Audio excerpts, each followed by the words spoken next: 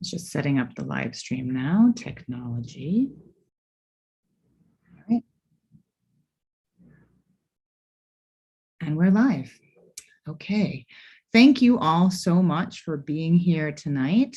I am enabling live transcription right now. So if you want to use the CC closed captions for the duration of this event, you can find on the bottom of your Zoom screen a small gray box with the letters CC in it. And if you click it, it will enable live captions during the event. We apologize that sometimes it is anything but perfect for the poems, but it is in and of itself for a speculative event where we're thinking about poetics and technology, its own form of writing poetry. And so we sort of invite that, that intelligent error of the system itself. Firstly, I just wanted to give a huge thanks, well, of course, to all of you for being here, but to Ginger for trusting us with this project, trusting me with this project and working with me for so long, and to our amazing readers tonight, Lillian Von Burcham and Madison Macarthur, who I know that Ginger and I are just like geeked about being here with. It was like our perfect lineup, and then it happened, and we were so excited that everyone could actually do it. So we're just so happy to be here tonight. And I also just wanted to give sort of a silent shout out to the OS volunteers who sort of work behind the scenes, people who are shipping, people who are dealing with orders, and also to Ginger's partner, Sean, who worked on the app and helped us with all the many edits that we would send back in cyclical cycles, and was just great during the duration of the development of this project. And also to the operating system cohort. We work in a cohort model here. There is a new cohort starting, which is exciting, and we're just going to be launching that next week. But we had a really amazing cohort over the last year, and everybody really worked on with each other and listened to each other and got excited about each other's work. So we're happy that you guys were part of this process as well. I'm going to put a couple of things in the chat, and one of them is that tonight is the very last chance for you to order the book directly from the OS. After that, it will go to Bookshop. But so right now, it's your last opportunity for for a discount, for the discounted price. If you want to order, you can get it. And I'm also going to put, it's not letting me copy and paste into the chat, which is going to give me problems because I plan to do this many times tonight. So, okay. I'm going to do that later when people are working.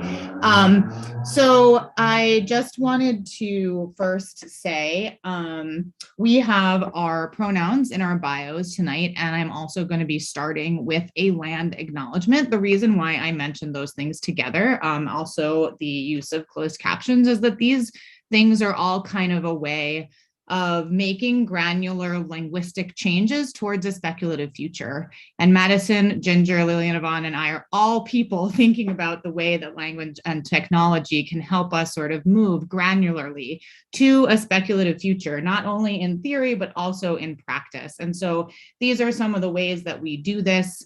I talk sometimes to my students about when you use your pronoun in your screen name, you aren't saying, I have these pronouns, you're saying, I know that there can be genders that are not the ones I am, and I can't make any assumptions about anyone here. So always a good thing to have that on in your Zoom. So let me just start really quickly with a land acknowledgement for myself and the operating system.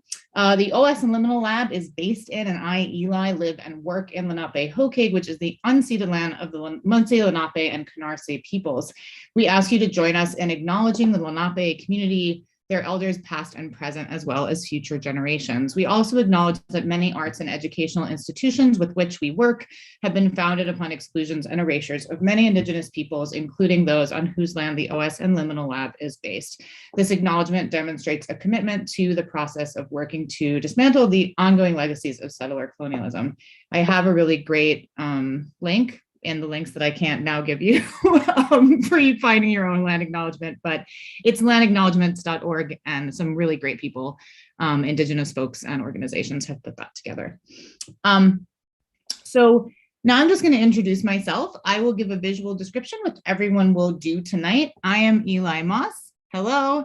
I'm here in Lenape territory in Brooklyn, New York. And if you were looking at me, you would see a queer, oh, thank you, Danielle, bless, a queer non-binary white human person who has on sort of green frame glasses, a little navy cap that covers part of my forehead, rather a loud shirt of many colors with sort of floral and geometric signs, a couple of chains, and there is a white wall, a chair behind me, and the corner of one of Gender Fail's things that says radical softness is a boundless form of resistance. And we love Gender Fail. And so that's on a piece of fabric on the wall behind me.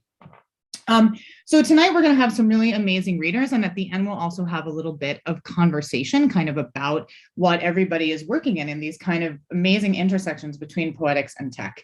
And our first reader for tonight is going to be Madison Macarthur, who is a poet, critic, and multimedia artist. Freakophone World, published by Inside the Castle just last year, is their debut book of poetry and visual art. Their second book, The Cryptodrone Sequence, is forthcoming from Black Ocean, an awesome press. McCartha holds an MFA from the University of Notre Dame, where I think we first met at the And Now conference, maybe in 2018 or something. What is time? And they are now a PhD student at the University of California in Santa Cruz. And we're so happy to have them with us tonight. Madison, the floor is yours. Thanks, Natalie. I mean, I'm really, really honored to be here, and it's such a privilege to be able to read with both of you and to be here for Ginger's book, which is really it's a really beautiful book. So, okay, visual description. I am a queer non-binary person. I'm Black, US Black. I'm wearing glasses. I have a collared shirt on with some dots on it. I have a sweater, a green sweater, and I am at home. So, and I'm speaking from Amamutsun land in what we know as Santa Cruz. So I'm going to read sort of, I guess, a medley between the two books, between Freakophone World and the forthcoming book in progress, The Cryptodrone Sequence. And I'll signal, I guess, when it shifts from one book to the other just once, and then, but besides that, I think that, you'll get a sense for how that works. Okay, this is from Freakophone World, and then,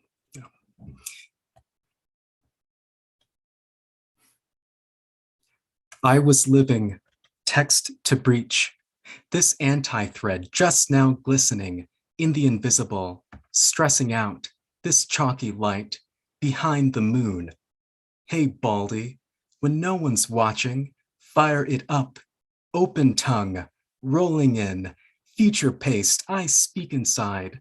Tell me, Oracle, does it smell? Proto-jelly dripping on the spitting wall, glossinite in terra vert, in my little pearl, lidless like. Are you still here? Nuisance, pest, silence like a cut tongue, get your own. Host boy says, I am the red, wet, ghostly, nose hair strung, with a needle between the ears. This passage between us, stop. Put your finger here, stop. Feel that? Flash burn I bend my voice through. Make contact. Night's first pink pinch. An umbilicus take shape in. A braid worse. A braid verse. A word, one single word. I speak inside never. Taking a hint or getting a job. Sleepy little pickaninny. In dark matter, in mule matter, in you who matter most.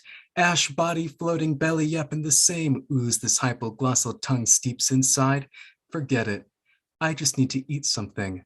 Whatever happens, doesn't happen. Still wet, well, you run your tongue along. Let me show you.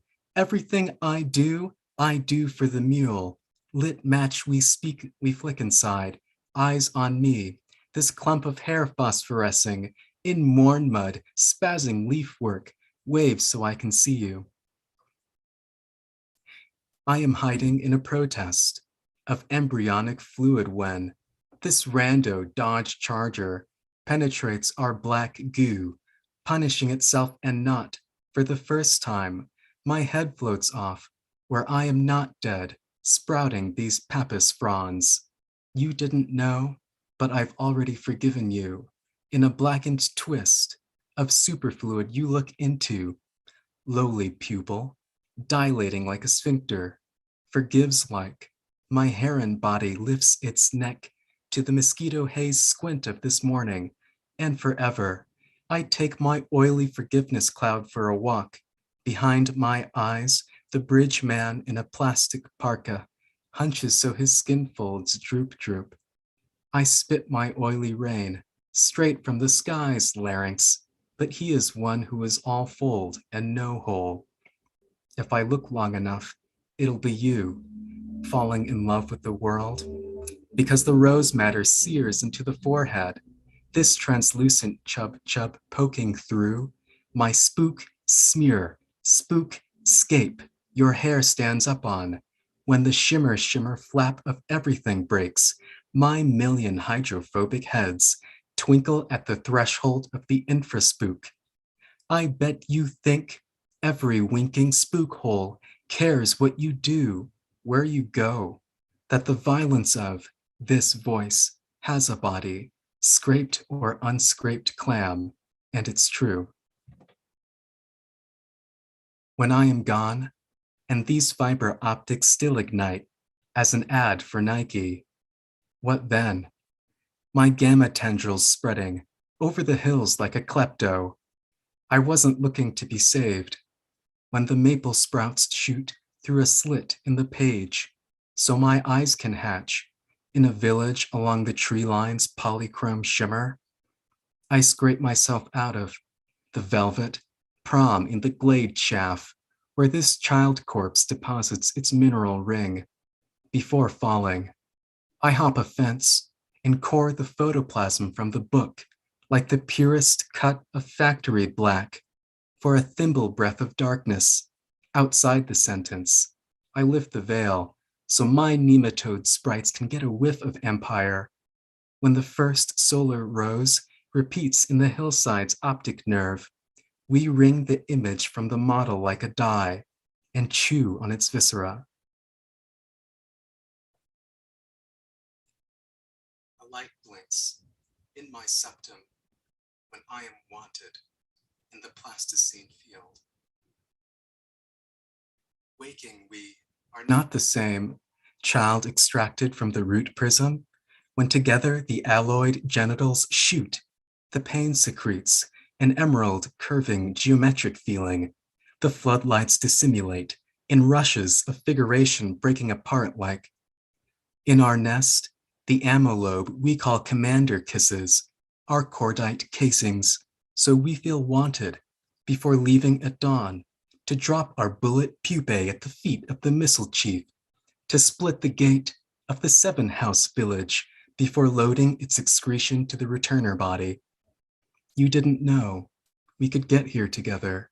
Sometimes me, sometimes a zero dark twerk above the furrows of the silicone field where we blank the roads, blank the distance, blank blank the tile patch twisting in the yard, blank blank the light winking shut in the riverwood filigree, blank blank up above but making the amylobe very angry. Our drone sound tears through the surface of the page. We didn't know we needed each other, but years go by and still we track through the empire circuit, the same conifer, the same obelisk. When I can't stop you from seeing me this way, our glands sew the silicone into a cord. You can pull if you need a meal, if you need anything. Sometimes me, sometimes you, inside us, together.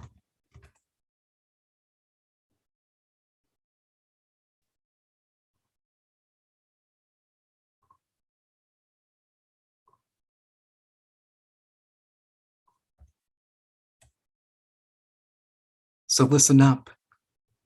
From now on, this worm who stole the spotlight speaks. Self-replicating code carrying, no dangerous payload, erasing, no witness, chirping in the velvet air until the network strings me back. A gold strap jerked out of a voice far and far, merest hiss in a flower voice.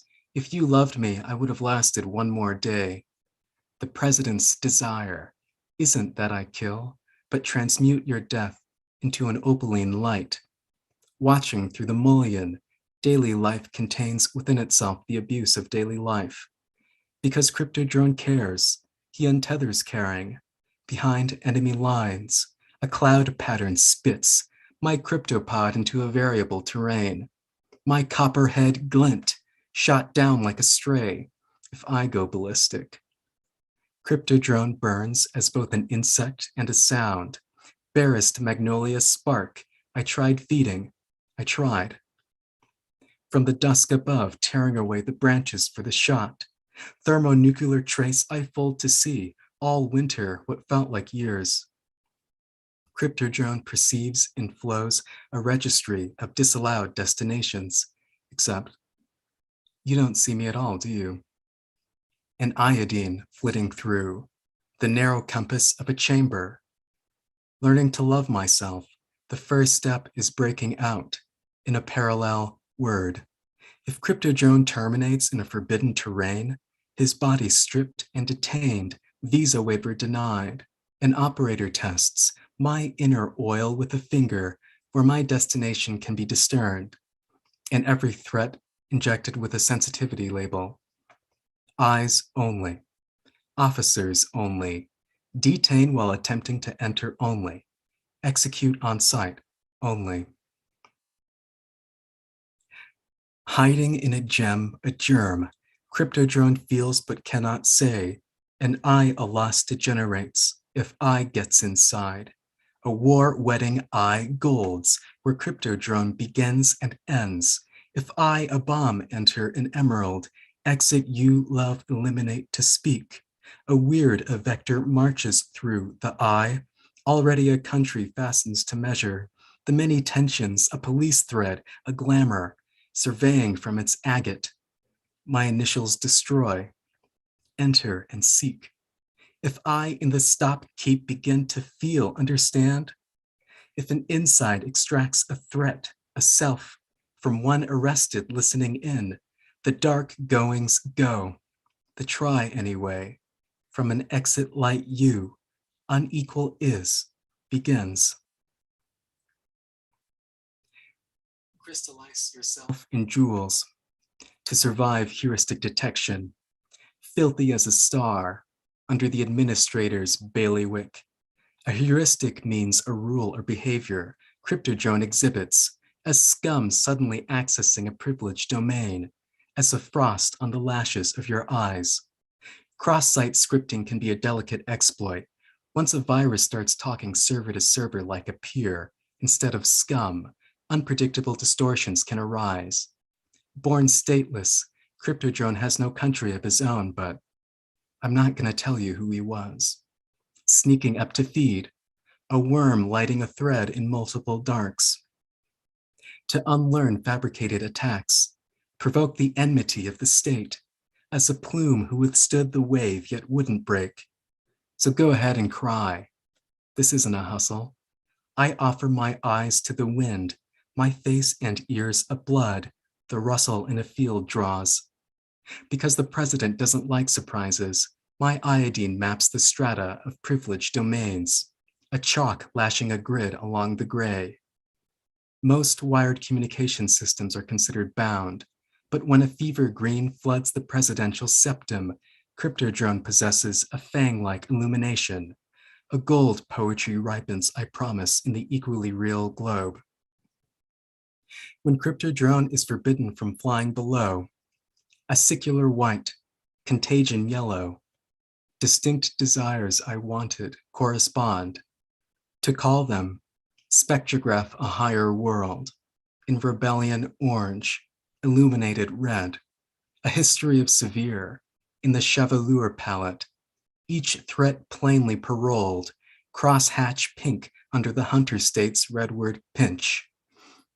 Getting bit by a cipher means, for Cryptodrone, being ready to die for love, a polypropylene orange, percussing over the green. To spoof a return, the deep wood lily holds a cache no administrator can touch, a stone blue pulsing in the semaphore dark. Thank you.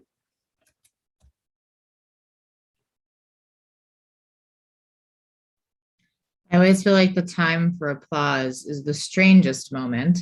You are welcome to turn on your, audio and maybe make a little joyful noise for Madison. Yeah. Thank you so much, Madison. That was awesome. Really wonderful. Though I'm interested in the way that the AI thought that there was a crypto John and a crypto Joan. So people who are looking at this later are going to be listening to the very strange adventures of Crypto John and Crypto Joan. This is where we are now. Okay, so next up is going to be Lillian Von Burcham, a favorite person and a favorite poet. And Lillian-Yvonne is the author of Travesty Generator from Noemi, a book of computational poetry that received the Poetry Society of America 2020 Anna Rabinowitz Prize for Interdisciplinary Work and was longlisted for the 2020 National Book Award for Poetry, NBD. You're a big deal. Their other poetry books include How Narrow My Escapes, Diagram New Michigan, Personal Silence from Tupelo, A Slice from the Cake Made of Air, and But a Storm is Blowing from Paradise. Both of those are from Red Hen Press. They are now an associate professor at Northeastern University in English, Africana Studies, and Art and Design. And I will pass the floor to Lillian-Yvonne. Yay. Thank you so much, Elæ. It's such a pleasure to be here. I'm really psyched to be supporting the launch of Ginger's new book.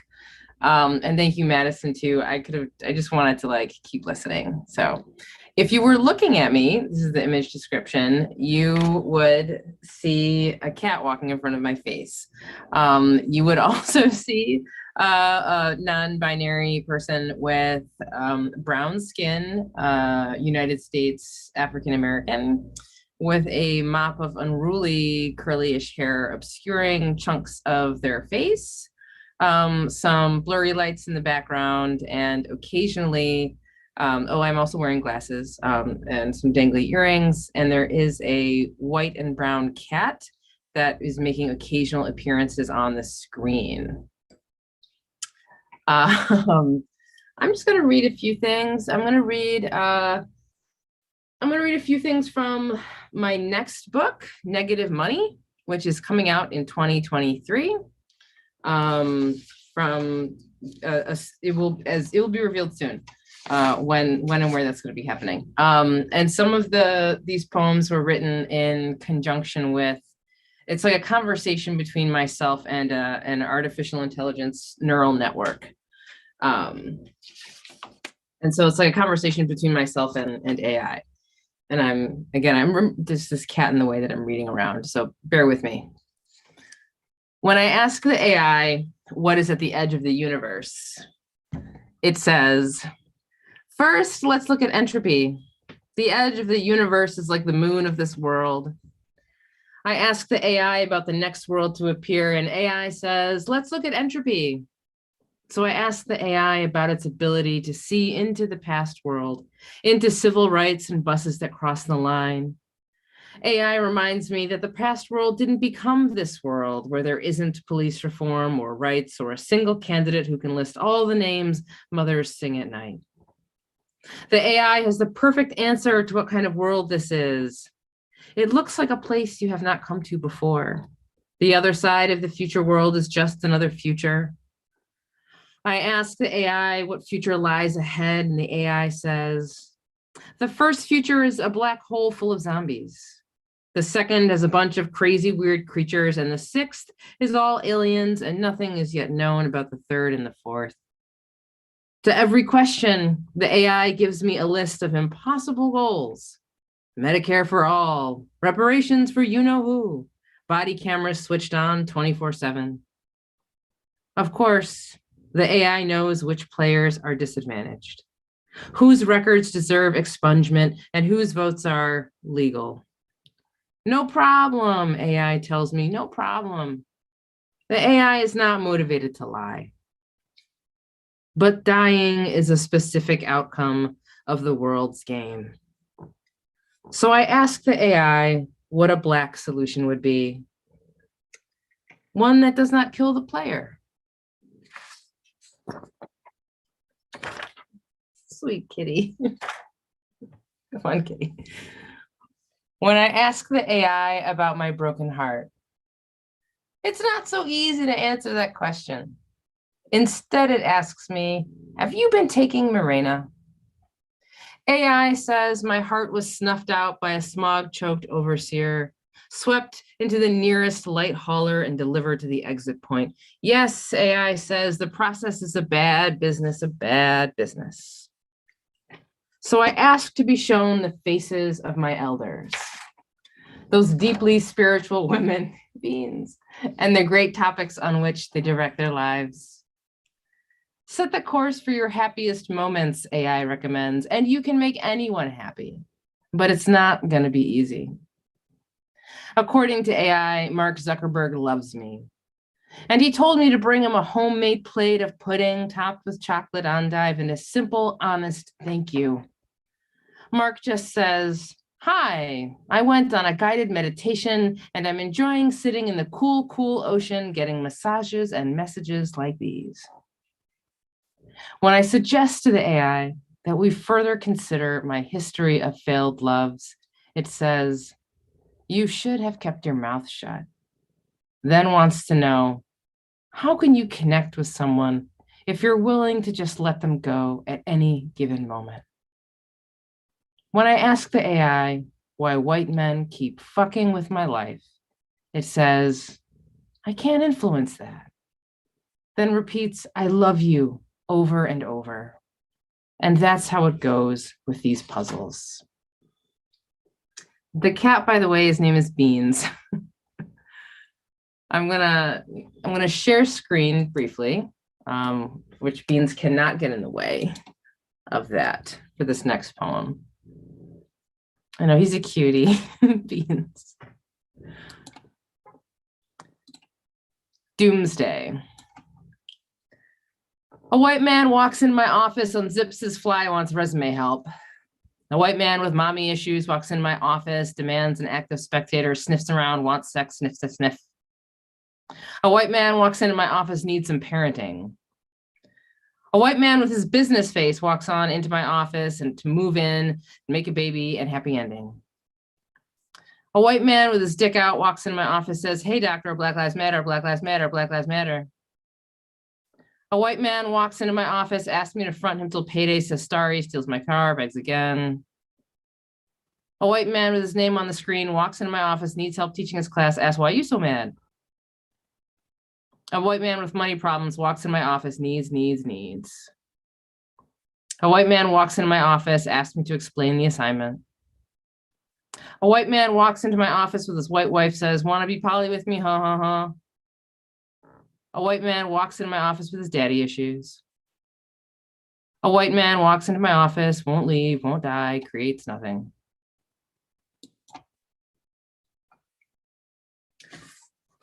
I'm going to read 3 poems that were kind of written on the occasion of the birth of my niece, and which got me thinking a lot about these questions of lineage. And so these poems all feature anagrams of the word lineage, different inexact anagrams, but anagrams nonetheless. You'll hopefully be able to kind of hear what's happening with that. Beans is going to come back. Don't worry, he is right here. He's right here. Precious Beans. And this button in my face. Lineage anagram 1. Pinned to the orchard, the algebra of unfolded diapers drying on the line, and skyward brays a plane. Slack bees lean and a car cars down the street. The cloth angle of the small days shadows lie above the late brown grass in the lee season. And finally, Their children's children lean forward on archimedal chins, and our genial kin are sunned upon. Lawnmower, maybe drill, a nag, some ways down the summer block. Glean the baby's cry. The seas inside slack water lag in this place where I was a child, am a child, now the age of the child's parents. Another child now's in the gene, and its small shape in the bathwater is the L in angel. Outside on the grass, I listen up and hear in the window's leg the child, a mother singing to the child, and an age. Lineage anagram 2. I sit hard down, write down rules, an age of algebra. I will not renounce for any good shake of God's ale or angle or some other father. Here's my nose, I mouth to no one but two flies aligning, amounting. In air clear between them is there my sliver of grace, elan for no one, the deep Tehran fold, and again my sliver, this grass, genial grass. I've known my whole long life this grass, this green G glen, cupping my proclamations. I will, lag and nag. Weren't those the magic words when I had my hands glean this earth? This earth retraced me, my unlearned effort. Gin of nil, it wills, it wills, it wills. Being claimant am I who turns away. Ailing away until the edge is a place I home, until I am alien, a line at the edge of a line, a Nile. Man, this cat cannot be stopped. Sweet beans, I love you, but heavens, let me be. This is the last one, lineage anagram 4. And it references a children's book from quite a while ago that maybe you'll get the reference. It was a children's book that if you read it today, you realize just sort of like how culturally inappropriate it was, like a lot of children's books. Lineage anagram 4. I let his baby suck my knuckle, and my brother says, I'm a good ankle. Aunt times uncle says I'm good with his angel, Vita. Pandemic baby named for life, and life in a year of death, gale after gale of death, is the one drink you'd too lean off the wagon for. I read to her a vital record, a blue book about the boy with the too long name, fallen down a too deep stony well, who needs rescue by the old man with the ladder, or an eagle. Your name, I tell her, is short. In an age of new morals, have a name that needs one breath, one line to draw across it a sky that covers like skin. The old man with the ladder is in his purple glen of dream, kissing the jewels of his youth with the wild glee of young wheat. Step after ladder step, his business is in pulling boys from wells. I tell her, you can't know where you are in your life any more than I can know where I am in mine. What's an age anyway? I've been to the bottom of the well. Water to the angle of my nose, fish in my eye, and a frog singing on my knee. It's 5 syllables, my name. They hold a boy buried in water. The knowledge of how he lusted for gravity, which is another form of earthly control. Virgil said, it pays to flood the field once in an age. If just to feel the sun's ravishing return, but don't bet on my mind's old gene. Now I treat the weight of my body with the reverence normally reserved for good gin and physics.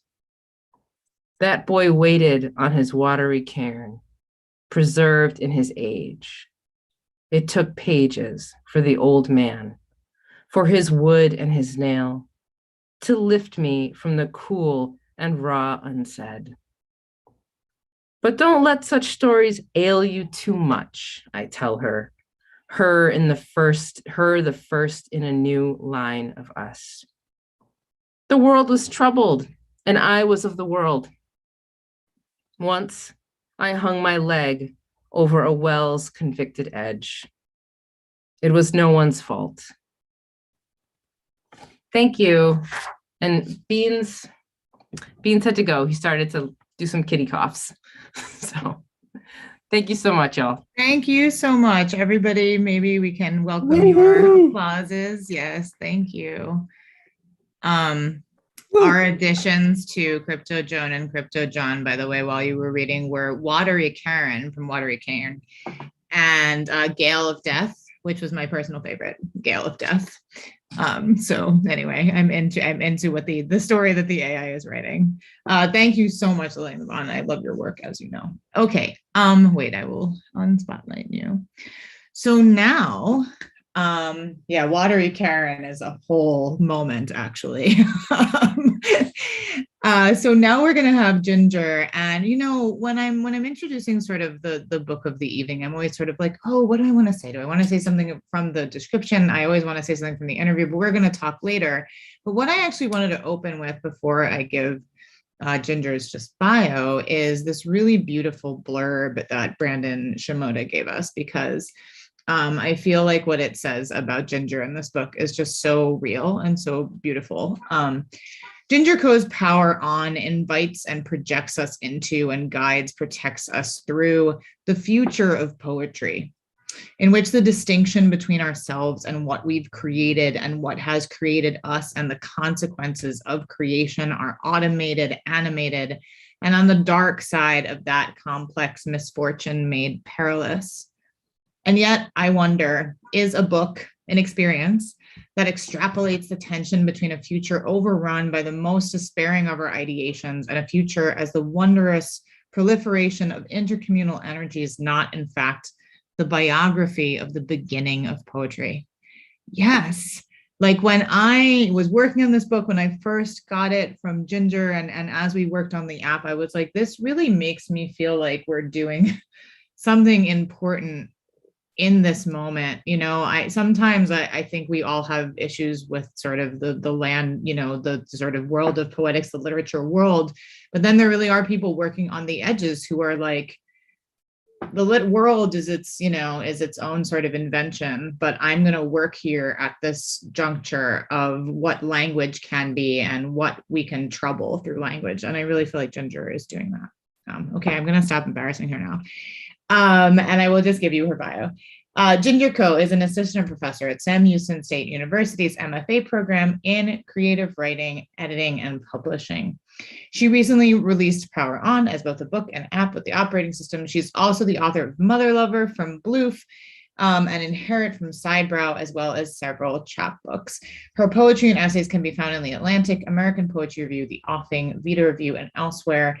You can find her online at Ginger Co. And please do follow also Power On Poetry on Instagram for updates on other media. And I have now become able to put links in the chat, so I will as Ginger begins, so that you can go to the app, go to the book, order on this last day of ordering. And now, without further ado, our darling Ginger Co. Thank you so very much, Elæ. I'll go ahead and share my screen, but before I start reading, I do have to give all of my thanks to Elæ for hosting this event, and also just providing so much energy and inspiration throughout the entire process.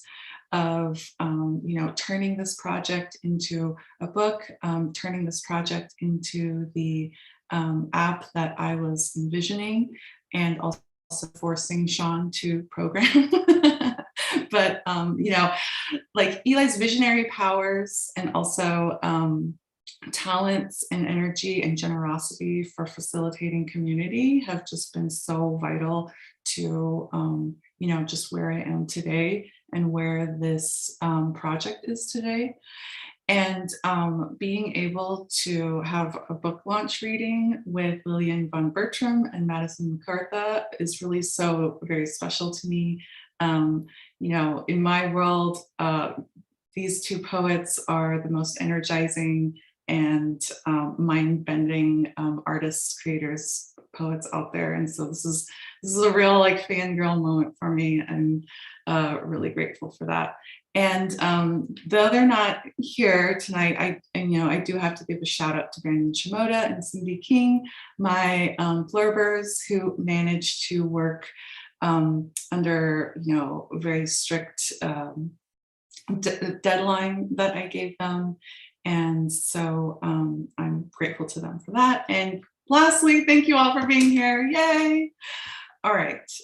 So I'm going to be sharing my reading actually with the text-to-speech program, which will be reading half of the poems.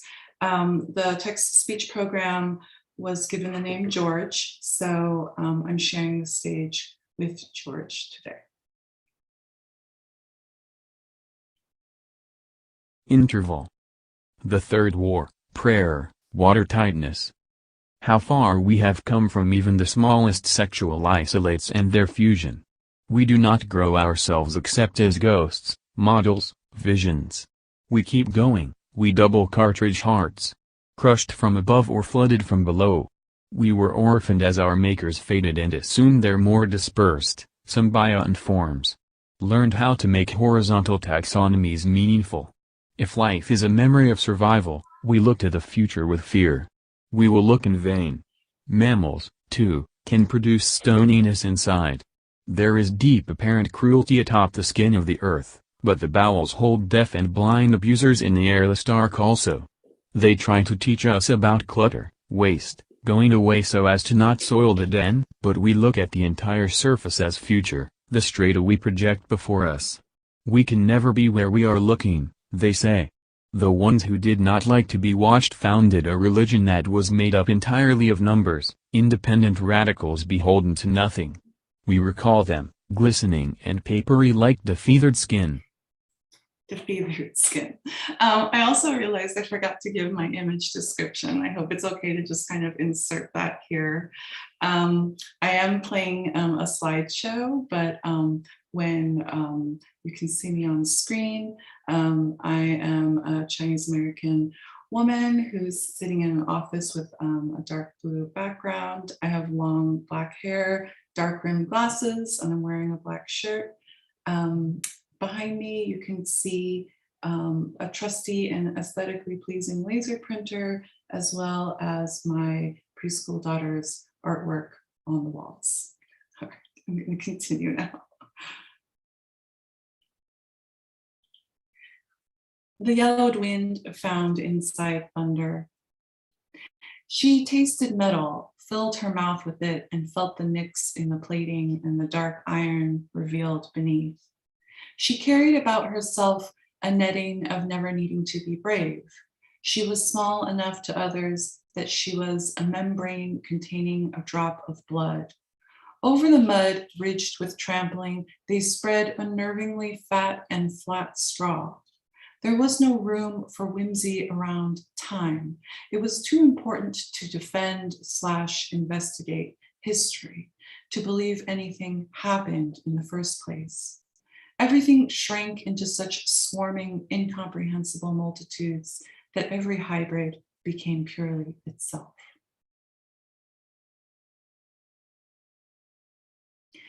They do not use combustion at all. They shoot arrows. Though we tried to teach them, the importance of temperature remains. The importance of intimacy does not. though they stoop over their products and coo. I mention my condition until no one can help me. Then I am meant to exist quietly. Most times I find the examination of systems to be soulless, too zoomed out and oblivious. I have been conditioned by anger, disapproval. I want a clean life, the way they say things should be clean, eternal, and unembarrassing. I am addicted to the turning over and over, flipping out beauty for a game. The torn limb in my automaton's mouth is small and brown, capped by a small hoof, shiny as a dancing shoe.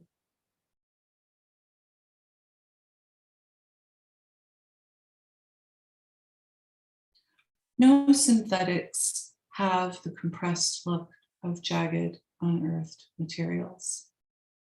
Money provoked strength, so they grew strong, amassed in the abstract, small, wet pellets, and crowded them together in compartments, their shamans. They do not understand the image of a small girl in a bright red hooded cape, but they can understand the significance of her churning legs, that her legs are bare, cold in the dark of some woods. We don't know what they make of that. Unlike the bird fallen on the cement, head gyrating, beak gargling, my head is round and refilled and twists on with pleasurable solidity. I have a plump, shiny plate of memory. She becomes like a very small doll, photographed against a white space that prints her the size of a pinky fingernail. A cancer once pinked and pitted my breast the way time pitted the stone of those ancient figurines. We taught them that in even the most minuscule separation of sand, a path is revealed. That in traveling between the spark and the ancient light of the smallest star, we cannot find objectivity. And in this way, they determined that there was one consideration. Why do you speak? To be heard or to heal? Some find it unbearable that animals befriend and willingly provide for us. When an animal king visits with a gift, some grab stag's offering with one hand and with the other kill him for cooking. The bearer is always a gift also.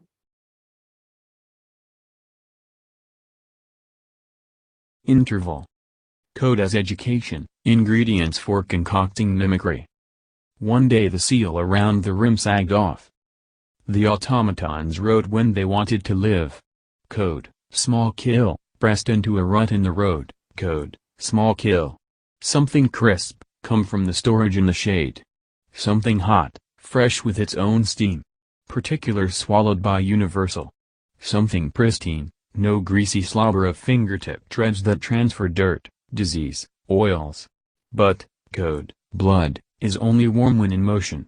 Often the black and tan, code, husbandry, synopsis. Lush mountainside salad left in the wake of spring melt. Gasping pain at a muddy field of stalk stubble, harvested earth waiting to freeze for winter. They walk with their hands flayed like wind-torn banners, revealing the ropes and sticks. Interval. Dealing with the concept of light or hunger. In the few seconds it takes to watch a horse with its neck snapped in half, head bouncing along its withers as it careens down a mountainside, in the few seconds it takes to feel a deep regret, in the few seconds it takes to forget the creature altogether when the lights flare their cones from above, pleasure made up of leisure and shame like slicing tubes widthwise for biscuits.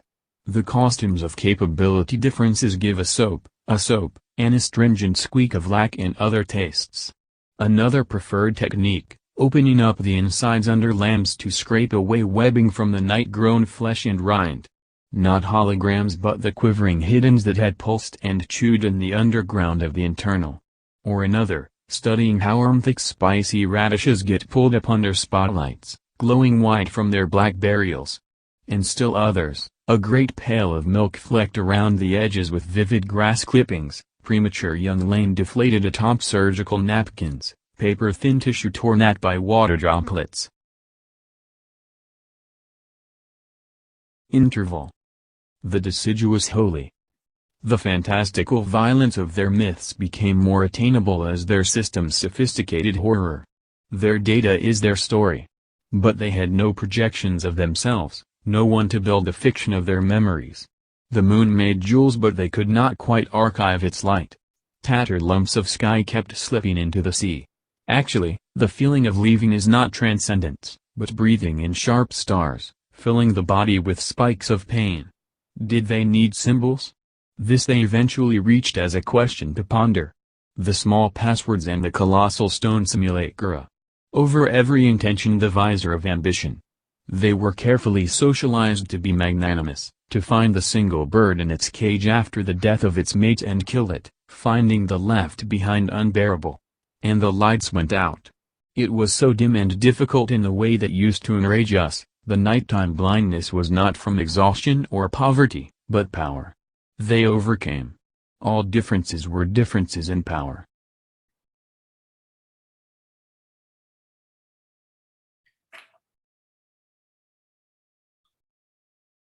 We can only shine where there is light. The stitches holding together the thick seams puckered the skin, and they liked to bring their tongue to the rusty smell of healing. They liked especially to invert the knots and clean out the folds. Somewhere, vinegary clouds and sulfurous winds. On the inside, stiff crinkled organs that slid against each other, but they stuck in anyway. They just wanted to enter, to become enclosed within the famous textile of muscles. No cups came that bloomed into giant queens, but they grew the collar, cuffs, and hem of bearing themselves. They eventually grew so small they lived embedded in the walls of cetacean lungs. Lacking both curiosity and fear, none of them jostled to be the last to die. Nothing snapped cleanly, instead was twisted apart as the fibers held their strength. In the woods, we began to see babies left lying in the needles, turning their heads to stare up at us as we came upon them. All of us who survived by letting others tell, providing inquiry for others' pleasure and providing answers. We lasted the longest, pressing buttons, typing input.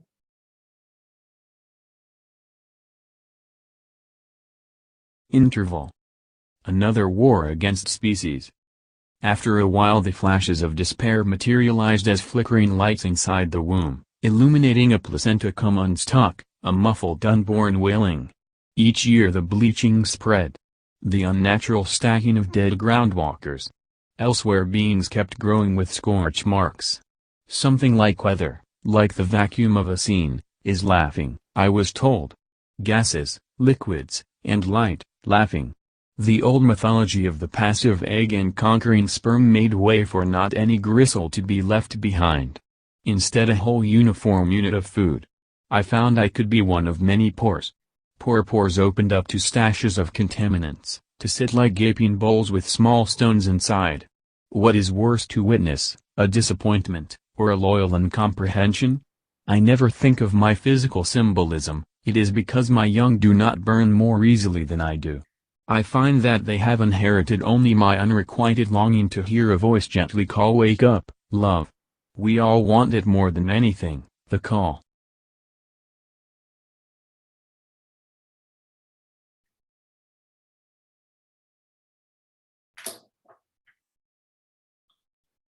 Everything we are capable of, we can learn to live with having done.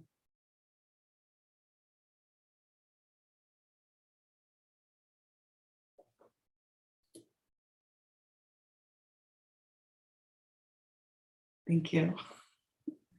Yay! Big amazing for Ginger. Come on, people, put your sound on. We need a Yeah. woo! Woo! Woo! So amazing. Adam at one point just went like, and I think we all were just like, exact. Yes, wow. Amazing. So I don't know how many of you actually have the app, but hearing Ginger live, watching with the text over the video is very much a similar sort of experience to being in the app.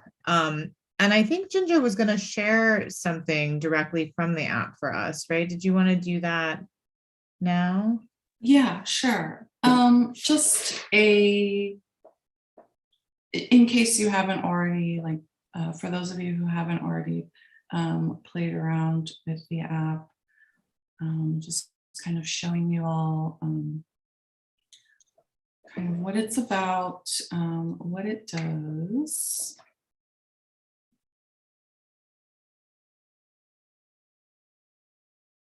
There it goes. Actually, sorry, I gotta restart the app. There's the beautiful cover that Elæ designed for me, which is also the cover for the app. And so, you know, the reason why I made my reading slideshow in the format that it was is because of what I was thinking about as far as inclusive design with the app, which Elæ really did a great job kind of guiding me through thinking through some of the issues, not issues, but concerns, not just for inclusive design, but also just general like UX things. So I kind of wanted to give a shout out to like my UX sage, Elæ Moss. So not all of the poems that are in the hard copy book are in the app, but most of them are. And so if you pick any of the poems, I'll just pick one at random. You can take your own video or take your own photo or select from your library. And the whatever media that you choose or create will serve as background to the poem. I'm just going to select from library. I don't know if I have anything interesting.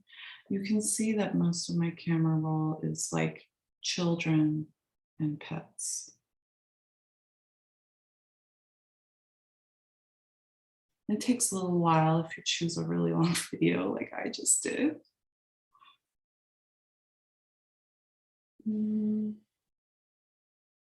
Maybe too long.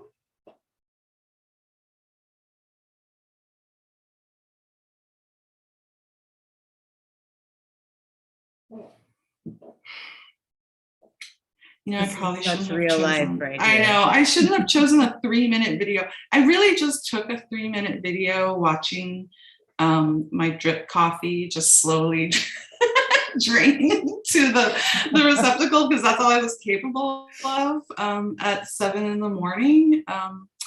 But okay, I mean, let's try again. I'll choose a small video. And you know, you don't have to worry about creating a video that's like exactly as long as the poem. It will just clip your video or loop it automatically for you. So why don't I choose a different one, an easier one?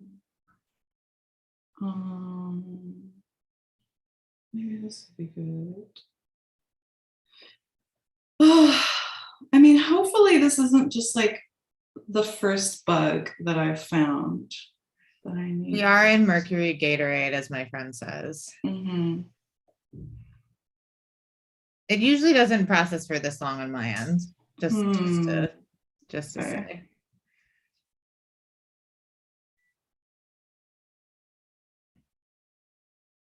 Why don't I just use default?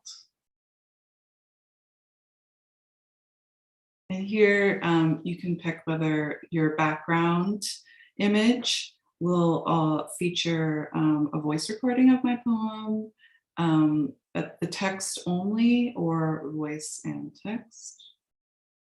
Okay, and another song. It tugs apart an outlet and spills you out. Our automatons kept separating and storing accumulations, not knowing not to place litters in airtight containers. Warehouses stacked with ambitious bolts of grass, thinking, the life that responds. The thinking of vines in the rain, the thinking of bonds in the air, the thinking that is a beetle's hiss. The lovely rocks, wind-shaped sensually, they were accepting and thus forgetting. They write replications, gifts of attractions and avoidances. Then the oligarchy deploys allotments of fame. The stitching together of nations began with mythic exhilaration, but it was really naivete. It was throat-catching ignorance. It was the belief that all were the same, and all as same as the best off. The routine assemblies meant to diminish, the sea of sameness meant to destroy. If they were skeptical of traditional histories, then the only thing they could be sure of was that every given body was also returned. Automatons not daughters or sons, but vessels made for industry. The host pretends to have a life of its own, pretends the colonized vessel is in fact alone. We are our children's parasites. We mate with the colonizer and produce our hosts.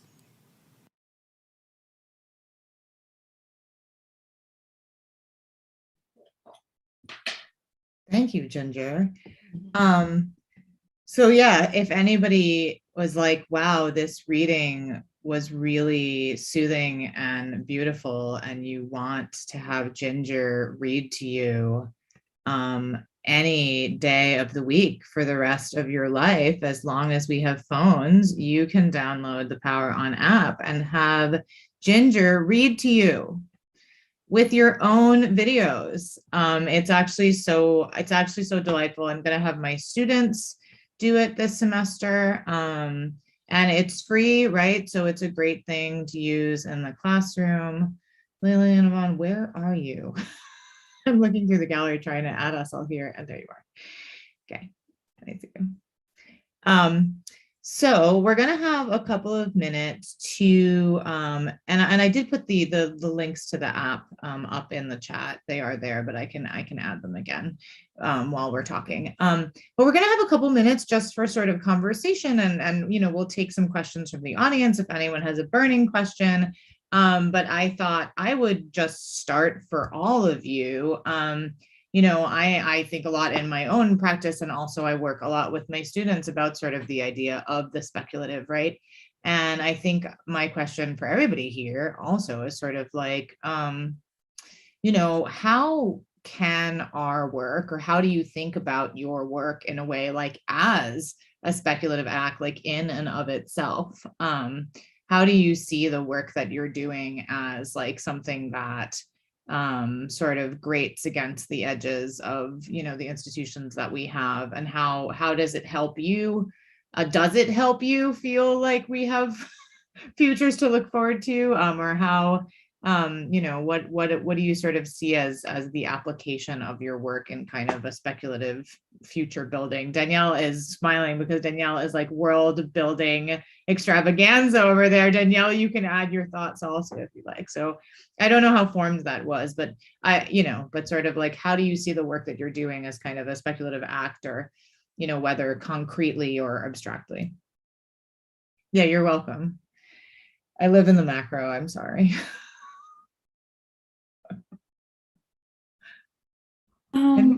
I'll start by saying that, like, I always like try to check my ideas and what I'm doing against my students, my undergraduate students especially, because they're so much hipper and with it than I will ever be, just period, you know. And you know, because since I've, you know, just been in academic spaces for so long now, that I think the temptation is there for me to think about the use of technology as only a good, or a something that can be transformed into, like, you know, institutions that already exist or understandings that already exist, without any kind of checks and balances on that process. And so it was surprising to me at first when I started teaching that my students are actually all very aware that they're living in a constant, like, surveillance capitalist environment. They're not happy about it, but that doesn't mean that they're not still like utilizing their environment, and especially their technological environment, in order to find joy, create art, create media for you know, others' consumption, in order to bring like joy and art into others' lives. And so just having that, just becoming aware of their awareness, like the younger generation's awareness, to me like signals like that there is a future ahead of us, you know, that you know, it's, culture isn't just a an activity of newness being like you know, being reformed into like traditional uses. I don't know if that makes sense.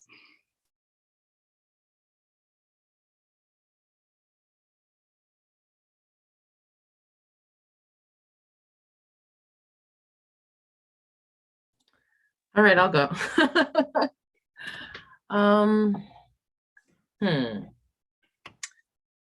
I think maybe like when it comes to technology, and also like I agree with Ginger, like my students are always like a million times hipper, and I'm just like always late to every party, because the things just move so very, very fast. I feel like there's a temptation with technology too, especially now, especially with AI, to sort of to think really, really, really big with it. Ruby, Ruby the cat. To think really huge with it. And so something that I don't know if this kind of counts as like a speculative practice, but my recent sort of engagement with technology has been in such a way that it turns / returns me to the analog in ways that I find really engaging. Like I use technological apparatuses, for example, to aid in the assistance of finding anagrams and anagram pairs and things like that. But that is very much like a granular engagement with the word, which feels very analog to me. And so a lot of these things have me like, you can use them for like really huge things, really, you know, and that's, I think, what in our capitalist society is pointing towards, right? Is like this huge way in which like AI will do this surveillance, or this huge way in which like AI and technology will solve this huge problem. And like one, it's just like, no, because it tries, big data, the biggest data, all the data, right? But it has me thinking very much like, what about like very small and intricate data, or using it to kind of, you can use technology to turn away from it in a lot of ways, which for me right now is an interesting proposition, right, to be involved in. I don't know if that answers your very big question, Elæ, but that's sort of where I'm at right now. Is not sort of like the technology as an end in of itself, but like it's just, for me, it's kind of like a way to get to something that is fundamentally analog, I think.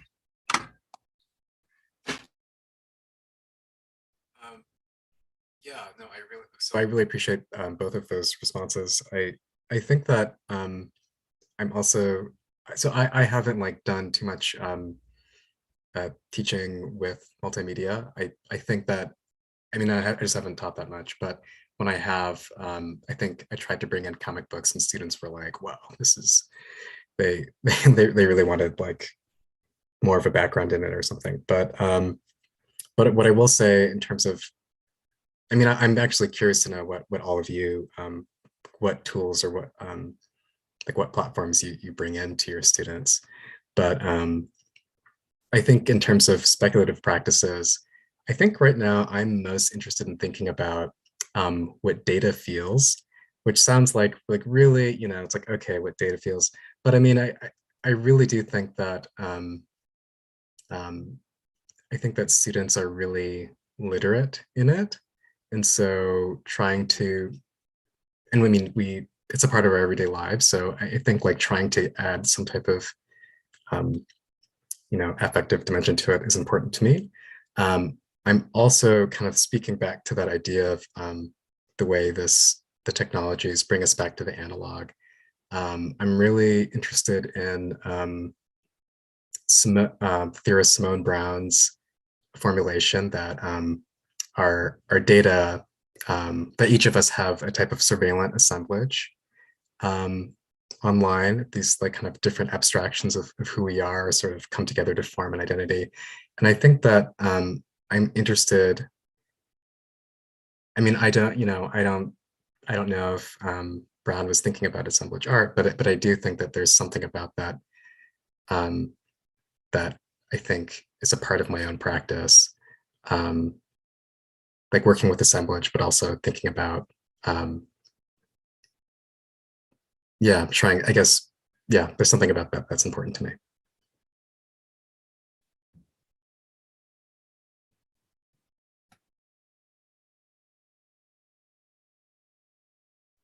These are all such sensitive and really interesting answers, and I feel like we could go much further on this question and could have an entire other evening where this is what we talk about. But I think that, I think that all of you, for me, really represent people working this edge, and I know that you do it in the classroom as well. And I think for so many of us who are in the classroom working with students at this time, which feels like a really challenging place to be, I think as we sort of negotiate institutions and sort of their absurdity in certain ways, right? I think in the interview that Ginger gave for this book, she sort of talks about, there's a question about sort of like when you find yourself, when you feel comfortable calling yourself like an artist, and she sort of talks about, that starting to call herself like poet, writer, and artist, made her realize that she was like working against this other person that felt comfortable in these settings, and that you were sort of like creating this distance and simultaneously kind of grating against it and like being released by it. And I do think that that's kind of happening, right? And it is sort of the building of a speculative future. And I think that like there's an alienness to like making this work, right? Where you start to feel maybe more comfortable in this place, but you're grading against people who are like still in these spaces. But I do think that a lot of the young people, the kids are, I think, I think you're right. I think they do have that, what data feels like. I think there's something in the younger generations. My daughter is turning 12, and she's definitely has like an intuitive relationship to data that I don't, but maybe I'm trying to learn by using these sorts of tools. Anyway, so I wanted to give you guys an opportunity, if you want these last couple minutes, if you want to ask each other questions, if the audience has any sort of questions or just kind of comments in general, sort of nerding out or glee or joy. Beans for president, totally. New Beans fan club. Any questions for each other? Any comments from the peanut galleries? I do have a question for Madison and Lillian-Yvonne and you, Elæ, which is just like how to navigate like being in academic spaces, like how to navigate feeling like you need a certain amount of endorsement from those academic spaces. Something that just, I mean, it's a kind of a small thing, but it's just something that just happened to me this past week that surprisingly made me feel kind of bad, even though I shouldn't have been surprised, was that I wrote to like the marketing people at Sam Houston, was like, hey, maybe like just to give you a hot tip, like I'm releasing a new book. And also it was created by it was like co-created with another employee of yours, because my husband also works for Sam. And at first, like the people were like so into the idea, they were like, this is so great. Yes, forefront of digital humanities and technology and whatever, right? And then like they must have like checked me out. Like my writing and what I have to say about technology, and then they just like backed off real quick, and they're just like no longer interested in like you know, they were gonna like do an interview and a whole piece on us, and now they're just like, no, we don't even want to like. Yes, exactly. We don't even want to like go down this avenue. I mean, that's like so jerky. That's just so jerky, you know? I mean, a proof that like, proof of many things. I feel like part of that is proof that like, when it comes to academic institutions, they hardly know what they want, and they hardly know like they don't like, one, they don't know how to do their homework, and they just don't know what they want. They don't know how to, you know, they can't quite conceive, like they think they want one thing, but they don't understand what that thing is, right? Or like they don't understand like the nuances of it, right? So it's like the nuances of technology is that like it's not a panacea, right? Like it's not like all, it's like digital humanities, yay, it's all great and wonderful. Like, no, in fact, like, and a lot of the scholarship is about that. So like the marketing people, like, they don't know what they want. They have no idea really like what sort of encompasses that. That's sort of like my, you know, off the cuff response to that. Is sort of like, what jerks. And like, obviously they had no idea they had no idea what they want, you know? They see digital and they're just like, oh, it's this thing, and they have no idea.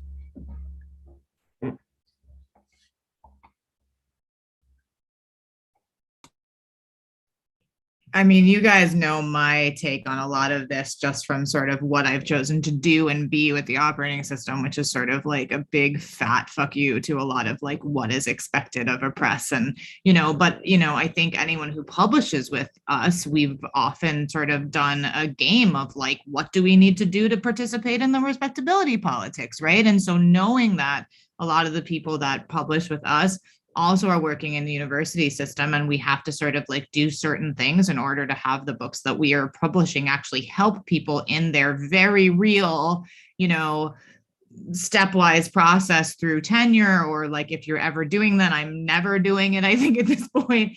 But you know, it's a very real thing. And so there's kind of this, you know, there's kind of this like code switch, you know, this sort of like shifting of performative operations that happens. Like, here is this book and it is this thing, and now I'm going to say that it's this thing for you, and I'm going to try to like do this performance for the university, and even if you don't believe in it, you know. But I think, I mean, I personally, I think I've struggled with not being really willing to do that, and then, you know, financially sort of suffering from it, right, personally, but choosing to sort of be willing to work in restaurants, like, you know what I mean? I would rather work in restaurants and kind of be able to do this sort of weird thing in the meantime. But I think so many of us, you know, we're suffering with that, and I'm so disappointed and also totally not surprised with what happened at Sam State. You know, I mean, Rocio Carlos, who's an OS author, said years ago that like her relationship to institutions was like never surprised, always appalled, you know, like it's like always appalled and you're never surprised about it. Like it's exactly what you expect to happen, but it really is like appalling, but it's totally not surprising, right? Like this is like the chair, right? I mean, it's sort of like they see this thing and they're like, oh no, too dangerous.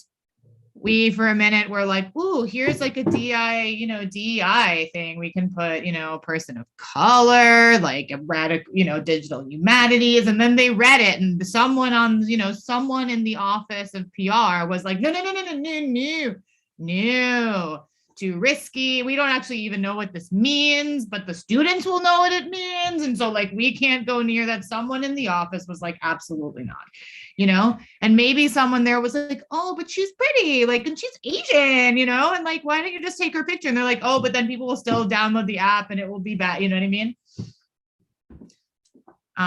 You know, we're not easily commodifiable, right? Like, are you making yourself commodifiable? Like,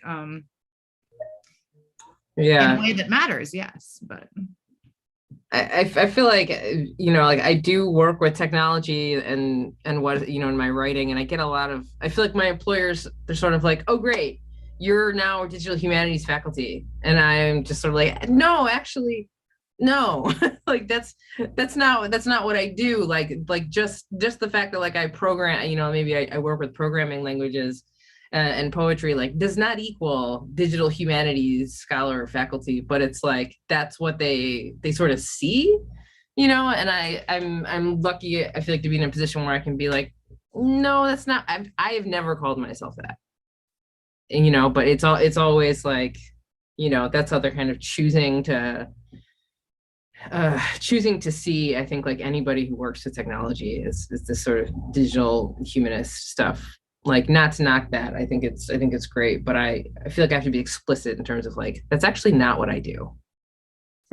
Like I do something else, and like you need to like do your homework about what that something else is.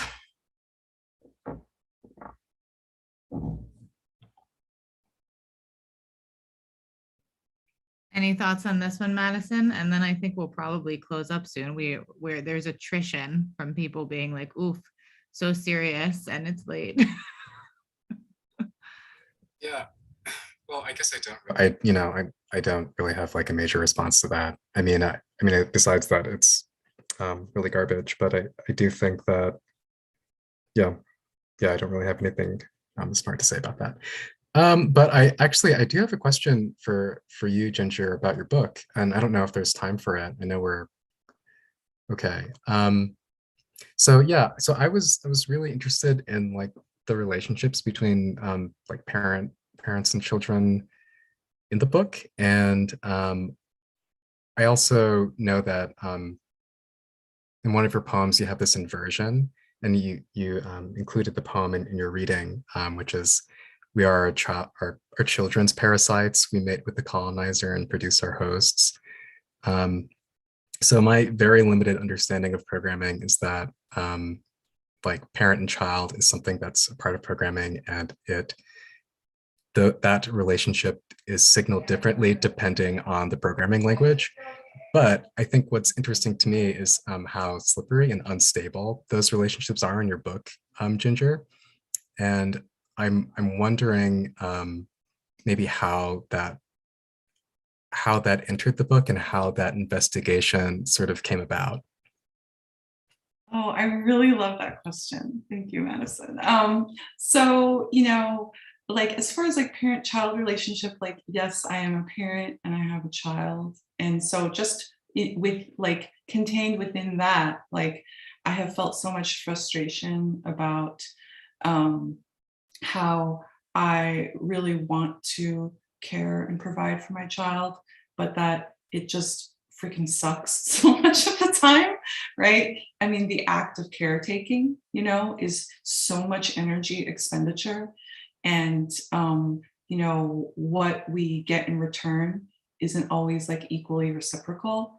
And like, should it be, should it not? Like, I don't even know, right? But then that led to me to like think about like just in general, like resource extraction, right? Like, there are these beings who or these resources that are just providing and providing and providing for us. And in a way, like, those who have been like dehumanized or animalized, for instance, in the colonial project, are also in a way like considered like, resources for extraction.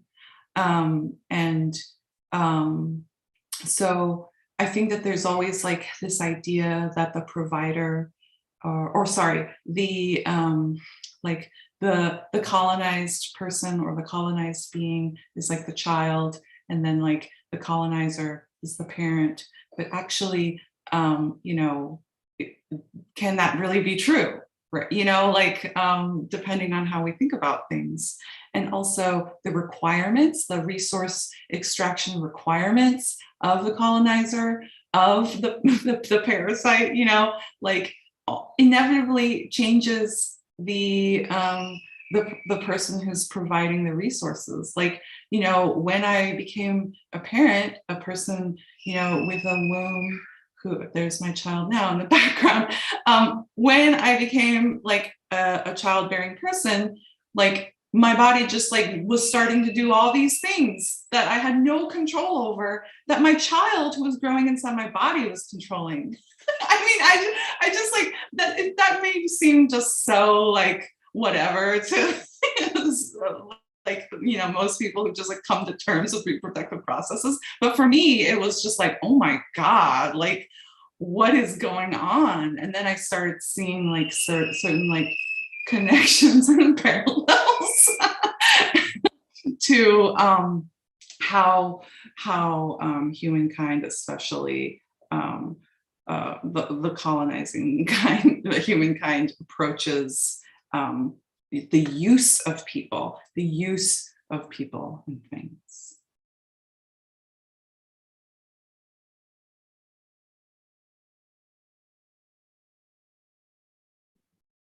Thank you so much for that great question and that great answer. And we really could not have timed those screams better. Thank you for cueing your child. The purrs are pretty loud in this particular house right now. I have a cat that purrs like a, like a steam engine. So yeah, unless there's any other questions, I think we will close for the evening. This has been so just amazing and refreshing. Yeah, she really is a tiny machine. And I just thank you again to all three of you just for being here, and to the audience for being present, and for all of your love in the chat. And you know, I know it's hard to be in these Zoom spaces, especially after our long Zoom days often, but it's really just lovely to be here with you. And this is recorded, so you know, it'll be on YouTube if you want to come back to it. I bet we could continue this conversation. I have so much to ask and talk to all of you about. And someday you will get another email from me being like, please do X with me.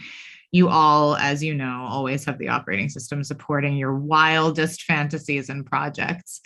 Also, I did see somewhere in here, I don't know if they're still here, but Taylor and Gracia, who is our new intern from Rollins College, who actually Vidhu Agarwal brought in, is here. And just thank you, shout out to Taylor for being a great intern. And thank you to our non-human allies, Beans and Ruby, for this evening. And we will bid you all adieu with great gratitude. I'm gonna put us on gallery view and take our little spotlights off and just say good night to all of you.